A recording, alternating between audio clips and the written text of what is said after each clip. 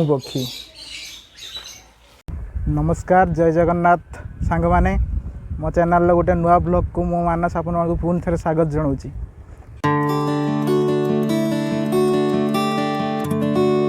आज आम बालेश्वर गोटे नुआ जगह को जीवा सेटा नुआ कंस्ट्रक्शन तो सरी जाता बाकी एबे आमे जीवा केमती कौन सिस्टम सेठी अच्छी देखा चलतु।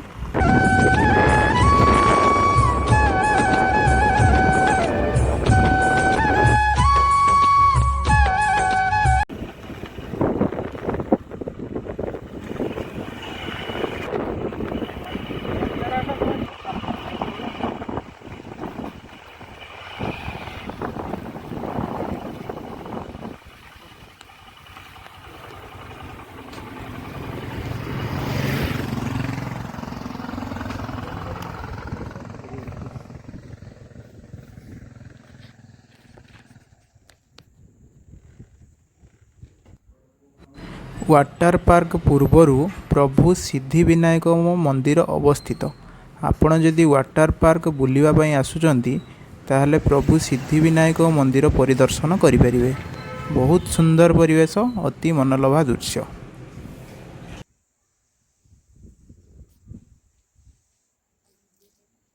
देखंतु सांग माने एटा होची Padmavati amusement water park Baleshwar. एटा बालेश्वर टाउन लु पाखापाखि 6-7 किलोमीटर दूर रे अवस्थित। एटी पशिबा को हेले एंट्री फी 50 टका प्राय नौचंती। चलंतु देखिबा केते टका एंट्री फी नौचंती।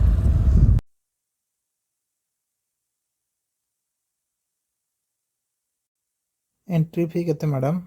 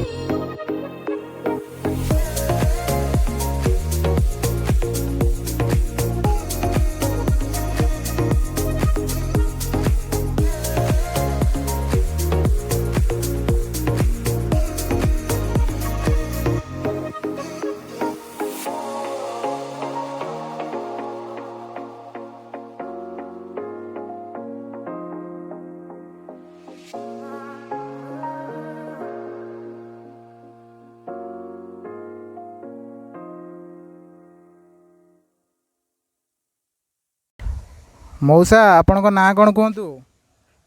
गौतम भूया। आ एठिकार सबू केमतिका सिस्टम ए वाटर पार्क रे टिके दया करी आम दर्शक बंधु मान को जणांतु। सबु प्रकार व्यवस्था अच्छी। आमर मंडप भी अच्छी। मंदिर सातरा रही सबु मंदिर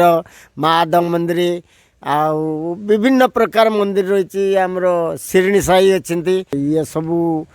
सबु प्रकार जिनस आम वाटर पार्क पाखु मंडप पाखु पनीपरिया पाखु लेंबू बाड़ी पाखु सबुकिछि गछपत्र अच्छी जी भी बुटिंग चढ़ो तापाई लोक अच्छा जे मैंने धर गाड़ी चढ़ा रेलवे चढ़ापी लोक अच्छा जी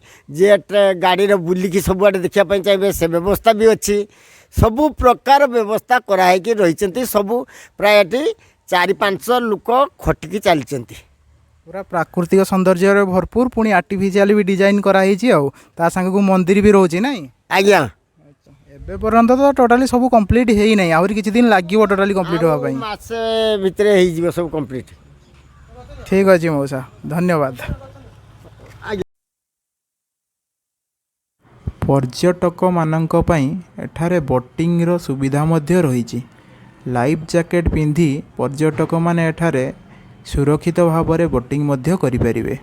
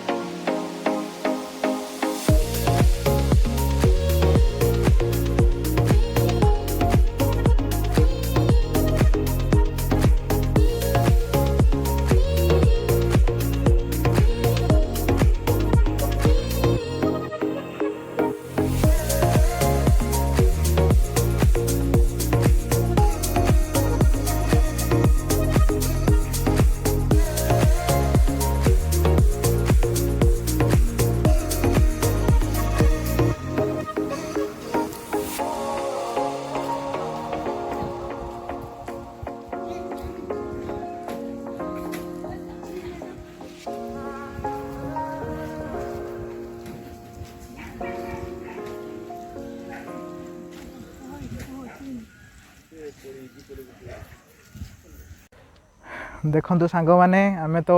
अपराह्न समय आसलु 4टा 4:30 खन टाइम रे पूरा संध्या ही आ बहुत बड़ एरिया एपर्यंत आम सब बुली सारनु एपटे बोटानिकल गार्डन अच्छी बहुत चढ़ई बार्ड्स फार्ड सब अच्छा से कहले सेपटे आम बर्तमान जीवु एपटे नुआ स्विमिंग पूल तैयारी चलती बहुत बड़ एरिया एपटे मल्टी जिम रही एपटे वाटर पार्क पूरा सेपटे मंदिर आगे एपटे चलतु बोटानिकल गार्डन ले कौन कौन अच्छी सब देखा आ बहुत सुंदर दृश्य आपड़ के जदि आसबे अवश्य कंस्ट्रक्शन काम तो टोटाली सरीनी आहरी पाखापाखि मासे 2 मास लगे किंतु बहुत भल एरिया आ बहुत बड़ एरिया यहाँ बालेश्वर प्राय प्रथम खाली बालेश्वर नुहे प्राय उत्तर ओडिशा यहाँ फास्ट प्राय एत बड़ पार्क वाटर पार्क सब फैसिलिटी रोचे आसतु आगू देखा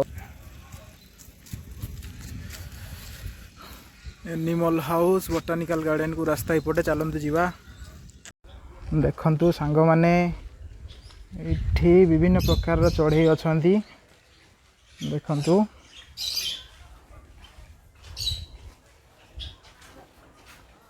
बुडगी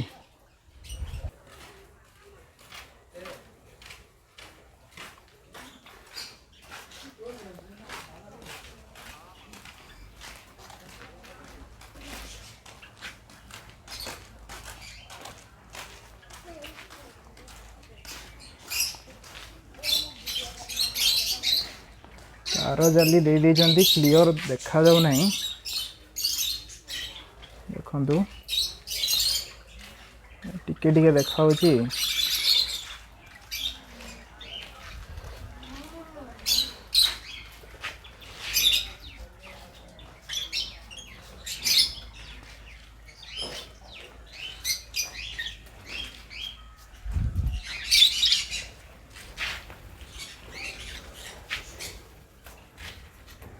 ये हलदी कलर रो सब पानी पीवाई एपटे तले रखाई से आपड़ जदि एठाक आसुँच विभिन्न प्रकार चढ़ई देखिपारे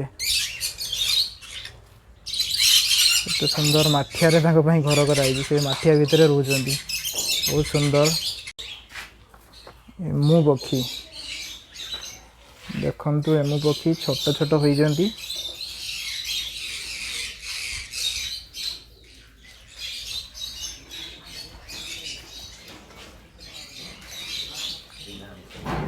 देसी कुकुड़ा ठेकुआ देखंतु संग माने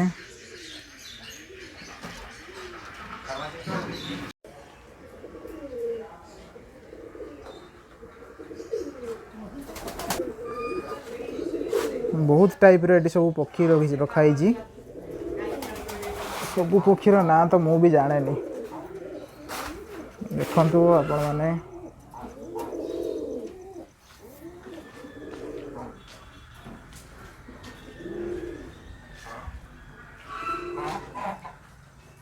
ये राजहंस ना बतक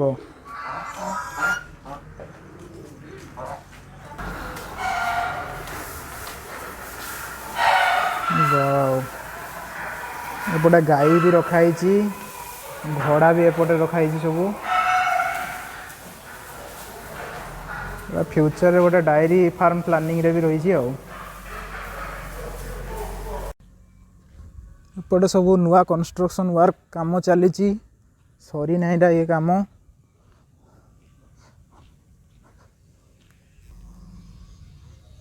एटा big water park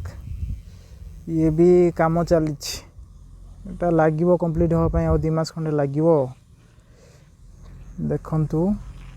total area देखंतु खाली बहुत बड़ एरिया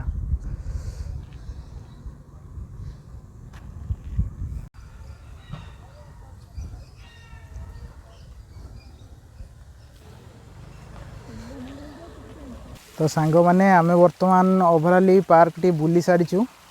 आमे वर्तमान रिटर्न करू संध्या हो गलानी